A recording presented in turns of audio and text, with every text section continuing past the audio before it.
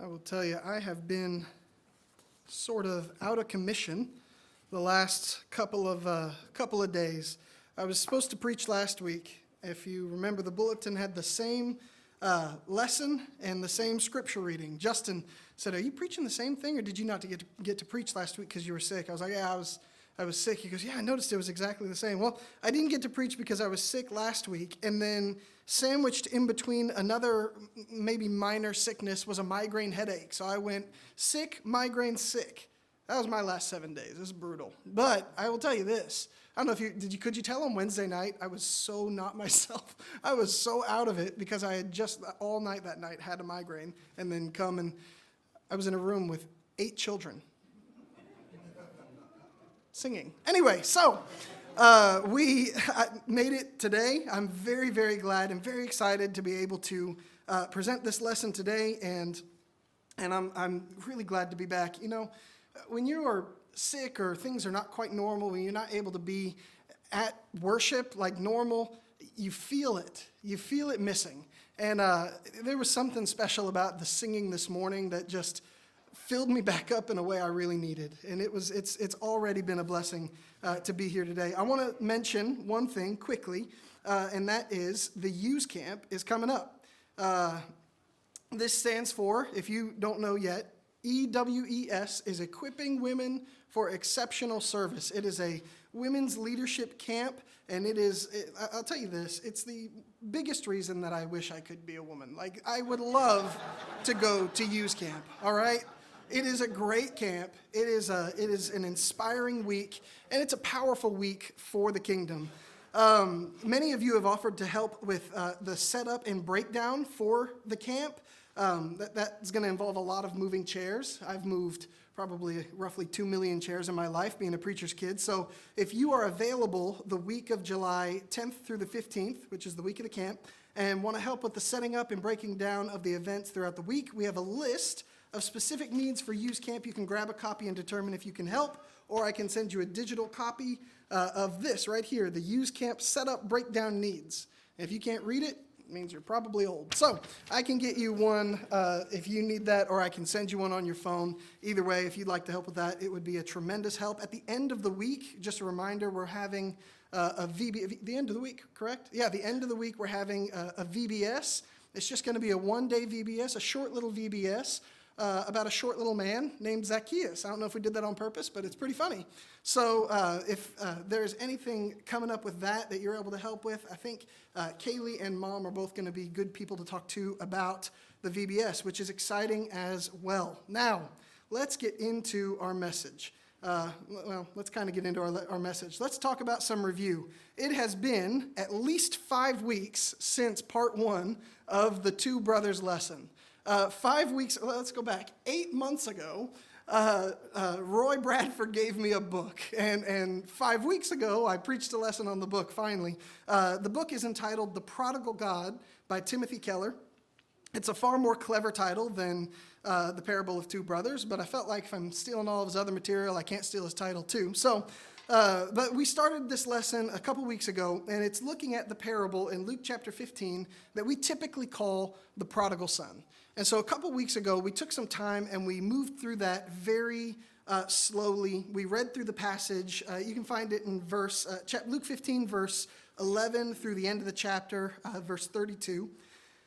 And what we did was we moved through it, and what we tried to do was put some cultural context back onto the story. Some things that maybe Jesus' listeners would have just understood that we miss because, we're not ancient Jews. We don't hear these things the same way, and so we tried to understand some of these ideas. A couple of the things quickly that we tried to remember are when the son wants his inheritance, that doesn't just mean he gets a check from the bank account. It means his father had to sell some land and sell some cattle and give him the inheritance that way. It was a very big process, and it was an incredibly disrespectful thing for his youngest son to ask for before his father had died.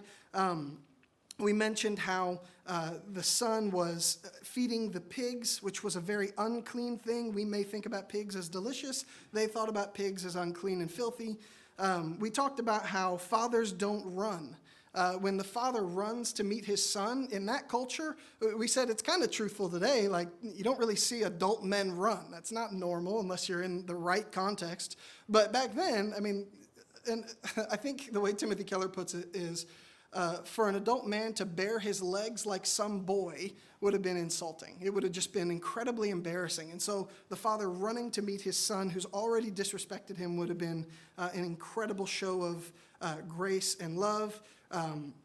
We talked about the robe that he put on his son would have likely been his robe. We talked about the way his older son refused to come into the feast would have been described as casting a vote of no confidence in the father's forgiveness of his youngest son. We also talked about the way that he refused to come into the party being a theme, sort of a symbol. And we talked about, and this was where we took kind of a pause, and talked about how the older brother was just as lost as the younger brother. We talked about the parallel, you remember my fun word, interparabolic parallelism, and we talked about how the older brother insulted his father, the younger brother insulted his father by asking for his inheritance. It led him to being hungry, in desperate need of food, feeding the pigs. It led him to be outside or leaving his father's home, and the father ran out to meet him and bring him back home. That was the state of the younger brother. But then when you look at the state of the older brother towards the end of the parable, you notice that he is insulting to the father. He's not coming to the father's party. The biggest party the father had likely ever thrown, he refuses to come in, right? He's insulting in the way that he speaks to him. He says, "Look you, this son of yours." He's incredibly disrespectful there around verse 30. So he's insulting to his father just like the younger son. He's choosing not to come into a feast. He's choosing not to eat the food that the father has prepared for him, similar to how the younger son was hungry and not eating the father's food as well. He's outside of the father's house. He has not come into the party, similar to how the younger son was outside of the father's house, and the father also has to come out and get the older son, just like the father had to come out and get the younger son. And so what we took from this was that both sons are in a lost state. This is not a parable about one lost son, but a parable about two lost sons. And we took some time to look at the way that feasting is associated with eternity in the Bible as well. We looked at Isaiah 25, Revelation 19, and John chapter 2, and emphasized how the brother being outside of the feast is symbolic of not being able to enter into eternity. So we have a parable here about two ways to be lost. And really, if you boil the last lesson all the way down, it's a lesson about a father who has two sons who are lost and is willing to accept disrespect from both of them and still come out to bring them back into his home. And it's a beautiful story, and it really set the stage for the way that we're going to discuss the two brothers moving forward. Today, we're going to look at the younger brother a little more specifically. And then hopefully next week we'll look at the older brother, Lord willing. So let's look at Luke 15, and we'll start here. We'll just start reading here in verse 11 at the beginning of the parable. Verse 11 says, "And he said," that's Jesus speaking, "there was a man who had two sons. And the younger of them said to his father, 'Father, give me the share of property that is coming to me.' And he divided his property between them. Not many days later, the younger son gathered all that he had and took a journey into a far country, and there he squandered his property in reckless living. And when he had spent everything, a severe famine arose in that country, and he began to be in need. So he went and hired himself out to one of the citizens of that country, who sent him into the fields to feed pigs. And he was longing to be fed with the pods that the pigs ate, and no one gave him anything." This is the story of the younger brother. I mean, this is the first half, I guess, of the story of the younger brother. As we mentioned, comes to his father and says, "I want your stuff, but I don't want you. Wish you were dead, but you're not yet. You're still kicking, so give me my inheritance." Father does what's required, gives him his inheritance, he goes off. And the way the Bible describes it, the way Jesus describes it, is that he goes to a far country. He goes far, far away, and he squanders his property in reckless living. Wasteful living is the idea behind that word. I think a lot of times we guess at what that looks like, don't we? we have an idea in our mind what wasteful living looks like. I don't know what you think it is, but typically, probably because the older brother mentions wasting money with prostitutes at the end, I generally think of a lot of partying, a lot of alcohol, a lot of, clubbing. Did they club back then? I have no idea. A lot of very sinful living in that realm. That's kind of the genre of wasteful living that I think of. It doesn't necessarily say that. It just says that there was reckless living, and when he had spent everything, a severe famine arose, and then he began to be in need. What's interesting to me is that he's not in need, and we mentioned this, I believe, in the last lesson, but we didn't really develop it. He's not in need until the famine shows up. What if his reckless living was, trading the stock exchange, and he was just really excited about it, and he was obsessed with it, and he was into it, and he was making money some days. Maybe he was into crypto. I don't know, making money some days, not making any the next. He was living recklessly, and then the famine hits, the stock market crashes, if you will, and now he's in need. We're not actually given many details apart from his brother's supposition. You notice he's in a country that's far, far away, so it's not super likely that his brother knows what was going on, but we're given his brother's supposition, and then we're told reckless living. And we kind of fill in those blanks. And I think there's going to be more to say about that as we get a little bit further into the lesson. Of course, in verse 17, it says, but when he came to himself, so when he woke up, when he looked around, he was like, what am I doing? He came to himself, and he said, how many of my father's hired servants have more than enough bread, and I perish here with hunger? I'll arise, I'll go to my father, and I'll say to him, Father, I've sinned against heaven and before you, and I'm no longer worthy to be called your son. Treat me as one of your hired servants. And he arose, and he came to his father. Now, this is the part where he got his wits about him. He rehearses his speech, and he gets on the road to come to his dad and say, I'm going to try and pay back the debt that I owe you. I took the inheritance. I don't deserve to be your son. What he's really saying is, I don't deserve to get another inheritance, right? I don't deserve to be your son and have that status and all the privileges that come with being a son, which would mean receiving the inheritance, receiving part of the family land. I don't deserve all that. I'm going to work off all the things that I took from you. Seems to be his plan, and yet we know the way this story ends. It says, while he was still a long way off, in verse 20, his father saw him, felt compassion, ran and embraced him and kissed him, and said to him, the son said to him, Father, I've sinned against heaven and before you. I'm no longer worthy to be called your son. And the father said, stop it.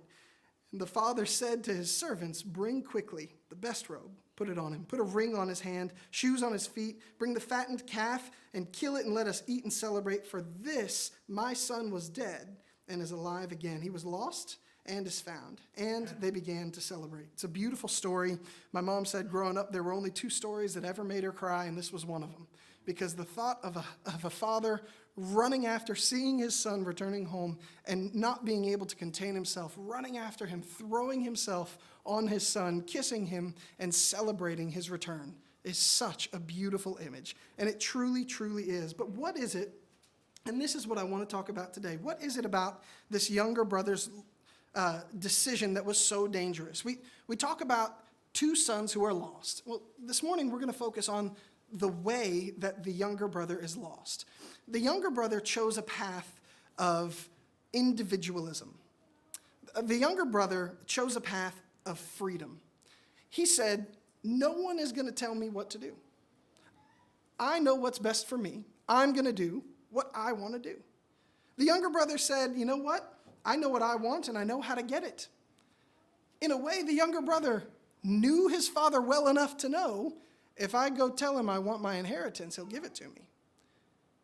The younger brother is a special kind of lost that is incredibly dangerous. And I think in order to understand it, we need to first look at some of the symptoms and then understand what the root of the problem really is. The symptoms here are very obvious. They're the parts of it that we would almost call the problem. And we do it all the time. The symptoms here with the younger brother are the reckless living and the spending of money and the journeying into the far-off country and the disrespect. We see it all so clearly. The younger brother was sinful. That's his problem. You look at what this younger brother did, and we mentioned we don't know exactly what it was, but he was potentially squandering his money with prostitutes, as his brother says in verse 30. He was definitely living recklessly. He was definitely disrespectful to his father, and he wasted all of his money. Now, I'm going to be honest. If wasting money is a sin, my high school years were really difficult because I didn't understand it, I didn't understand how it worked. It was just gone the next week. I just didn't have any left. Anyway, but listen, the bottom line is, what we see in this younger brother's life, and maybe some of the gaps that we've filled in, are sinful things. I mentioned that he was drinking in excess, that he was an excessive drinker, that he was partying quite a bit. Maybe you immediately go to degenerate gambler. I don't know what exactly your mind comes to, but when we think about the problem the younger son had, we always go sin. And who do we associate the younger brother with correctly in the story? Remember the audience of Jesus' parable in Luke 15, there in verse 1. It says, "Now the tax collectors and sinners were all drawing near to hear him. And the Pharisees and scribes grumbled, saying, 'This man receives sinners and eats with them.'" So we associate this younger brother with the tax collectors and sinners. And we're told in other places that those are tax collectors and prostitutes, that they're tax collectors and sometimes even Romans. Like sometimes they're even Roman soldiers who are listening to Jesus teach. And so the people that we associate it with are the sinful people, right? And so it's clear to see the younger brother's problem is sin. And sin is incredibly dangerous. This type of lostness is incredibly dangerous, and certainly we know some of this. We'll move through it quickly, but it's important to keep at the forefront of our mind the dangers of sin in our life. Sin is dishonest. Sin will always tell you something that's not true. It's going to tell you, hey, it's a one-time thing. And it seems like it never is. Sin is going to tell you that you don't sin that much or that's not a big sin. And sin is going to tell you you can be around it but not be a part of it. But here's the truth about sin is that sin is sticky. Sin has a tendency to keep you there longer than you meant to stay. I think I may have shared this example before, but my parents' house has been called the black hole of love. I don't know if you've experienced this, but sometimes they can keep people for hours after reasonable times. I remember one family that, it happens to me now with my kids. I remember one family used to come to our Friday night Devo, and they would only come every so often because they would always get stuck at our house until well after midnight. I remember messing around with their kids, playing, doing whatever, because they would just be sitting there talking to my parents. And it seems like they always kept that one family, and obviously it wasn't like we weren't holding them hostage. They were happy to be there, right? Black hole of love there. But, it always seems like they stayed a little longer than they meant to. Or they do the thing, you've seen this thing. I know you've seen this thing, where they're like, all right, we're going to go, and they stand up. And that's 20 more minutes. If they stand up, you got 20. And then they say, okay, you know what? That's really, and then they move over a little closer. Then they put a hand on the door. You know what I'm talking about? And then they turn the doorknob. Then they're standing on the porch. And then Dad has them at the car. And before you know it, it's been 2.5 hours. Anyway, you know what I'm saying. So sometimes in our world, things will take us further than we mean for them to go. And this is exactly how it is with sin in a much more negative sense. Sin will always take us further than we want to go. You think about what Paul says in Ephesians 4 and verse 27, he warns, don't even give the devil a foothold. Don't give him an opportunity, some versions will say, because if you let sin come in, if you give the devil just a little, you hear the old saying in sports, if you give him an inch, he'll take a mile. If you give him just a little, he'll always take more, and sin will keep you longer than you wanted to say, because sin is incredibly sticky. And this younger brother lostness is incredibly sticky. Sin also takes you further than you wanted to go.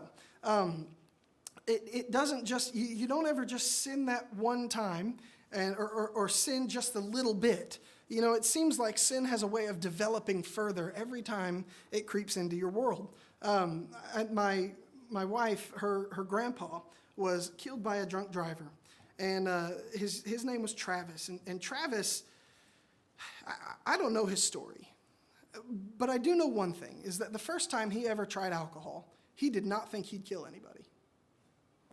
The first time he ever took a sip, he probably thought, it's not that big of a deal. He may have even been told, don't worry about it. It's not a problem. You just do it a little bit here and there, you're not going to have an issue. And while that may be true, sin took him further than he wanted to go. It led him to a life of alcoholism. It led him to, I think, 4 counts of drunk driving, culminating in the killing of my wife's grandpa. And he's in prison now, and he's killed a man, and he's away from his family and away from his kids, all because sin can take you further than you want to go. You think about the stories in the scripture that we read about. Think about David and Bathsheba. I mean, that story starts with David deciding not to go to war. The Bible specifies at the time of year when kings went to war. Do you think David thought, I'm going to take this season off, and that's going to lead to the murdering of one of my best soldiers? Like, probably not, but because he took that season off, he was there when Bathsheba was bathing. And because he was there when Bathsheba was bathing, he lusted after Bathsheba, and because he lusted, he eventually took her and slept with her, and then because he slept with her, then she got pregnant, and then because she got pregnant, he had to cover it up, so he called his soldier back, and then his soldier was so noble, he wouldn't go stay with his wife when his men were out in the army, so then David's like, man, I cannot get this thing covered up. I have to get him drunk. So he gets his best soldier drunk. Then Uriah still won't go back, and so he has to give him his death letter, puts his death letter in his hand, sends him back into the war, and says, everyone pull back, make sure Uriah dies. All because he didn't want to go to war? See, sin takes you further than you want to go. Think about Judas. You know, we've talked about Judas before. I don't think Judas knew that his greed would lead to the betrayal of Jesus. Judas was one of the 12. He walked with Jesus. He was a follower of Jesus. He saw all the incredible things he did. I don't think Judas, when he started off taking a little bit of money out of the treasury, I don't think he thought it would be a big deal. I bet he thought no one will notice.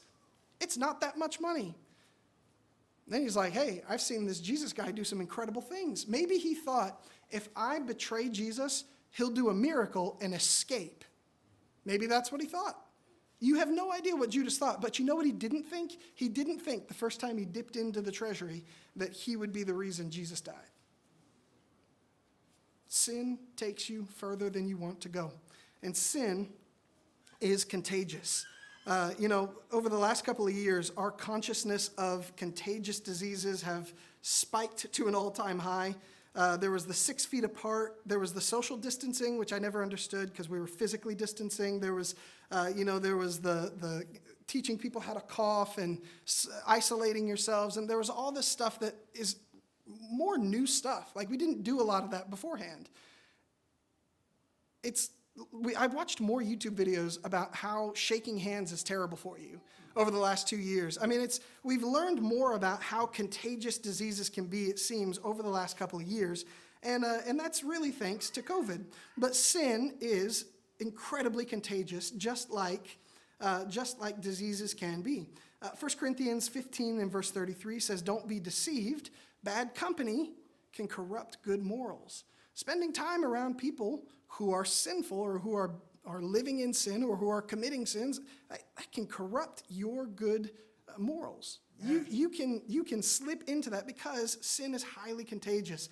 Galatians chapter 6, Paul encourages, he says, if anyone is struggling, chapter 6, verse 1, if any of you is struggling, let those who are spiritual restore such a one. Right? Why does he specify that it's the spiritual that need to go restore him? Well, he goes on to finish, so that you will not also be tempted. Right? Because even trying to restore someone who is dealing with sin can be a temptation and can lead to you sinning as well. It's a highly, highly contagious activity. Younger brother lostness is incredibly dangerous because sin is incredibly dangerous. But we started by saying that sin is the symptom. Our solution often to this type of lostness is stop it. Have you guys seen that Bob Newhart video where he's the therapist and the lady comes in and he's like, all right, let's go ahead. And he says, so what seems to be the problem? She's like, I'm terrified of being buried alive. And he says, stop it. And she's like, well, okay. He's like, okay, what else? What else you got? And she's like, well, I have some family trauma. Quit it. Like, he just keeps telling her, stop it. I'm going to be honest, sometimes that's our approach with people who are struggling with sin. Hey, stop sinning, and then you'll be right with God. And listen, this is an entirely reasonable thought process. It's not wrong because we know the scripture tells us that sin separates us from God. And so if we are to remove the sin in our life, then obviously we're going to have a better relationship with God. The issue, though, is that we're not addressing the problem. The issue is that when we are telling people stop sinning, which is a good thing, we need to stop sinning, that's good. But when we tell them that, we're really just addressing the symptoms. Have any of you had an injury and you learned how to walk differently so that the injury didn't hurt? Maybe ankle injury or something. And what you really needed to do was go to the doctor and get a boot. You know what I'm talking about? But instead you just kind of gimp a little bit and you kind of make the pain not hurt as much. You take a bunch of ibuprofen and it doesn't hurt as bad, but it's not getting fixed. Listen, that's dealing with the symptoms and not dealing with the problem. We need to be more discerning in addressing the problem that we see in this younger brother lostness, something that we see in the story and we certainly see in our world today. The issue is not the sin. The issue is deeper. I want to use a couple of examples that show how we do this in our world today, because we do. Sometimes we can see symptoms and problems and discern them really easily. So I want to give a couple of examples to show exactly what I'm talking about. We do it best, I think, with kids. When a toddler is throwing a tantrum, sometimes, and I mean, as a dad of a toddler, sometimes we take it personally. And we're like, why do you want to be so mean right now? Like, why are you throwing things at me? And then you stop for a second and you go, hold on. You missed your nap. It's 6:45. You're tired, right? Is the problem that you're throwing things, or is the problem that you're tired? Right? We can see it with children, with toddlers. You've got a problem, sleepiness, extreme sleepiness, and symptoms, right? That manifest themselves in tantrums or throwing things, or my kids really like this move with their food when they're not feeling like eating, and it gets everywhere. So what about when your friend or your spouse or someone is, they haven't eaten all day and they just bark at you when you say something to them wrong? What are they? We have a word for it. They're hangry, right? Okay, is the problem that they're really mad at you, or is the problem that they're hungry? Okay, I mean, Snickers has an entire marketing campaign based on this, all right? Listen, this is an example where we can see there's a problem and then there are symptoms, all right?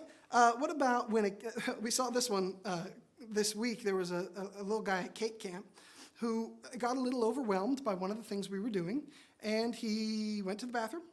He was gone for quite a while, found out he was pretty upset in the bathroom, and had to go home with a tummy ache.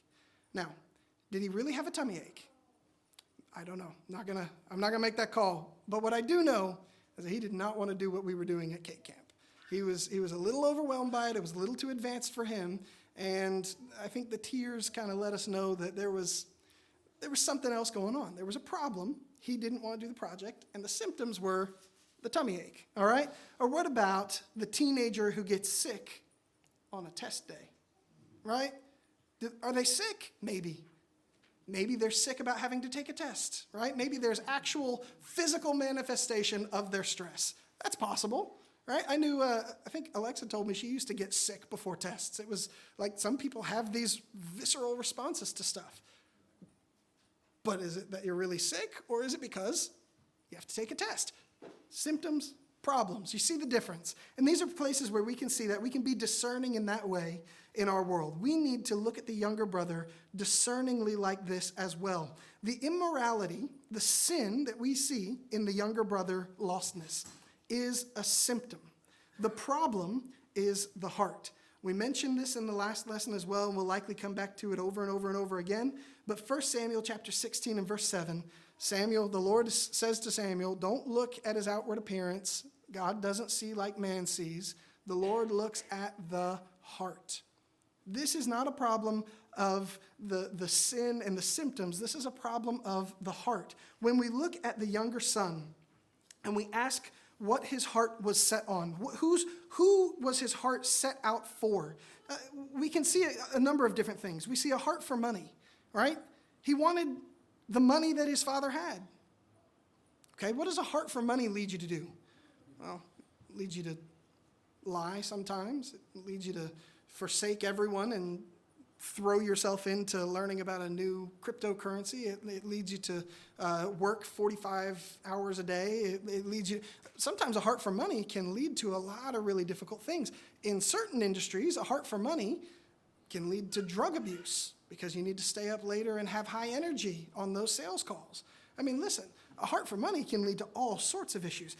It seems as though this younger son had a heart for popularity. He really wanted to be well-liked. He seems like he was living it up. He wanted to maybe be known as the big spender. He wanted to maybe be known as the guy who would buy your meal. Listen, I don't know exactly what his heart was for, but we do know one thing for sure. The younger son had a heart for himself. He had a heart for the things that he wanted. He had a heart for him. And this kind of heart, a heart for yourself, a heart for money, a heart for popularity, that kind of heart leads to sinful living. As a matter of fact, if we really want to be honest about it, having a heart for yourself is sinful living. Younger brother lostness is not about committing all the sins. Younger brother lostness is about having a selfish heart.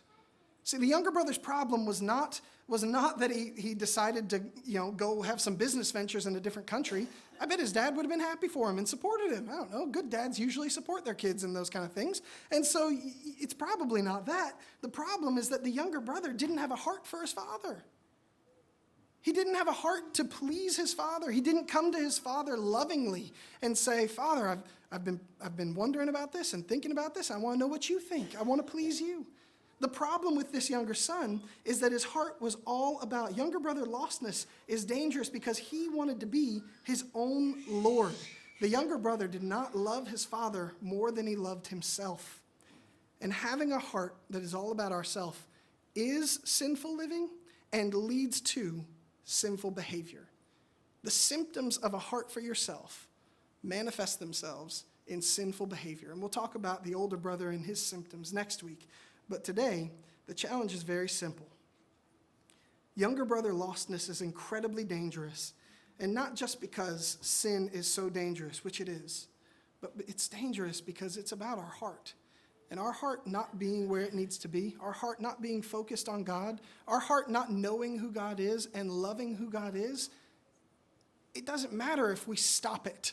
It's going to grow right back. Rafiki, didn't he say that? Doesn't matter if you cut it out, it'll grow right back. Listen, if our heart is not right, if we do not love our Father, if we do not know our Father, if we do not have a relationship with God, it doesn't matter if we quit all the sin. Because the problem is in our heart. Younger brother lostness is a dangerous, dangerous thing because it is a problem of the heart. And so the challenge today is simple. Be careful of the danger of the heart of the younger brother. Obviously, we need to be careful of the danger of sin and its enticing ways, but we need to mostly be careful of the danger of the heart of the younger brother, because out of the abundance of the heart, right, the mouth speaks. The overflow of the heart is what these actions are. And when we see sin in others' lives, this is sort of the second point to this. When we see sin in someone else's life, maybe we need to consider, how is their heart? Instead of telling them to stop it. Maybe we need to consider a way in which we can say, hey, how have you been doing spiritually? Have you been talking to God much? Have you studied anything cool recently? Maybe that's a nice way to introduce that. But when we are seeing those symptoms in others' life, or when we see the symptoms in our life, the challenge is to remember younger brother lostness is about a heart that doesn't love God more than it loves itself. And so as we leave this morning, if you've noticed that you have a heart that is more in love with yourself than it is with God, we can always make that change today. If you need to put on Christ in baptism and be forgiven,